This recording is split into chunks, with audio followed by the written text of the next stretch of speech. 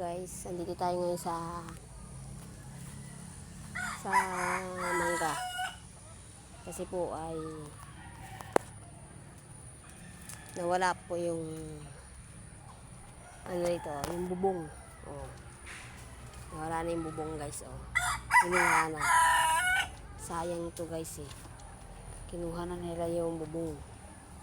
Naiwan na lang ito. Oh. Paano kaya magamit to guys? Wala nang bubong. Kinuha na yung bubong. Oh. Dito na dumadapo guys yung mga manok. Andito ako naglipara na yung mga manok guys. Kasi nandito ako. Naglipara na. Tsaka sayang guys to. Oh, magigiba na siya. Magigiba na to. Kasi nawala na yung bubong niya guys. Kaya delikado na to. Magigiba na siya. Iniisip ko kung pwede pa itong ayusin. Maganda sana siya. Ayusin pa natin. Pwede pa itong maging kulungan ng mga manok. Yung mga 45 days. Pwede pa to guys. Kaso wala nang bubong. Bibilhan pa ito ng bubong na bago guys. No? Kaya kung niya guys. Ayun natin ang bubong. Ayusin natin to. Wala eh. Ginawa na nilang ano ito. Ewan ko nasa na yung bubong nito. Gulat ako, wala nang bubong to eh. Mayero pa naman yun. Sayang. Kinukuha na nila guys. Wala na rin to. Ang ganda-ganda pa naman ng ano na to. Pati ito oh. Tignan natin to guys. Kung matibay pa to, akit ako. Pag umakit ako hindi nabiga, tibay pa. Let's go.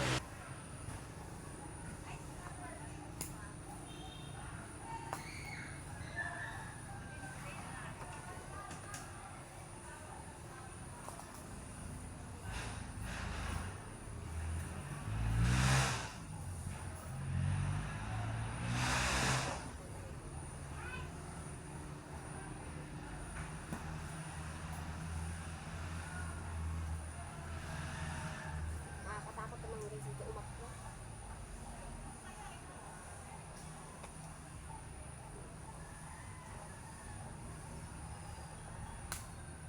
Walang tungtungan.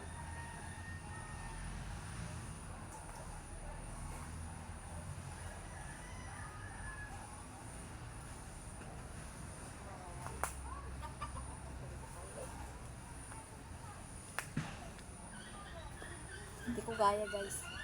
Baka pag akyat ko matumba na, umaalog eh. Oh? Umaalog. Nakikita ko ng mama ko. Ano na yung ginagawa ko dito guys?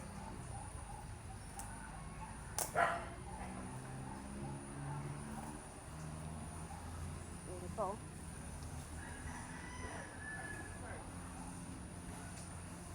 Pwede pa to. Gawin, ayusin guys. Pwede pa to oh. Ano? Oh. Matibay pa.